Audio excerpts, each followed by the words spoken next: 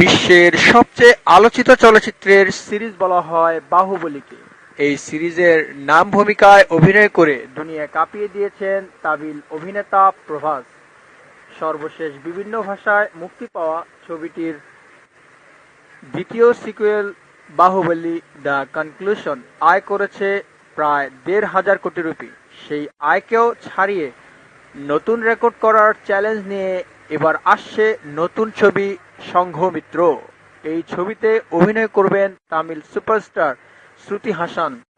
সুন্দর সি এর পরিচালনায় নির্মিত হতে যাচ্ছে পৌরাণিক কাহিনীভিত্তিক সংঘমিত্র। বলা হচ্ছে বাহুবলীকে টেক্কা দেবে এই ছবি।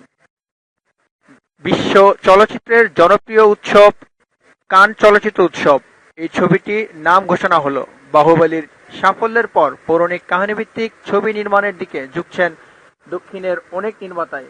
তার এই ধারাবাহিকতায় শ্রুতি হাসান অভিনীত সংঘমিত্র চলচ্চিত্রটির আগামবাণী বার্তা আনুষ্ঠানিকভাবে জানানো হয়েছে কোন চলচ্চিত্র উৎসবের মঞ্চে। এনডিটিভির খবরে জানা গেছে ২৫০ কোটি রুপি বাজেটের ছবিটি বাহুবলীর মতোই ২ খণ্ডে নির্মিত হবে।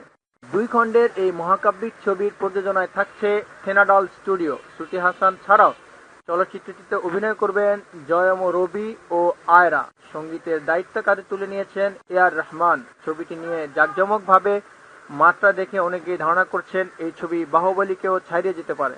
পরিচালক সুন্দর সি জানিয়েছেন ১৮ শতকের তামিল ইতিহাসের উপর ভিত্তি করে নির্মিত হতে যাচ্ছে ছবিটি। এই ছবি হবে বিনোদনে ভরপুর। পরিচালকের ভাষায় বাহুবলী দক্ষিণের চলচ্চিত্রকে জাতীয় পর্যায়ে নিয়ে গেছে, আর আমি মনে করি সংঘমিত্র দক্ষিণের চলচ্চিত্রকে আন্তর্জাতিক পর্যায়ে নিয়ে যাবে। ধন্যবাদ। আমাদের খবরগুলো ভালো লেগে থাকলে লাইক, কমেন্টস এবং শেয়ার করবেন, আর অবশ্যই সাবস্ক্রাইব করতে ভুলবেন না প্লিজ।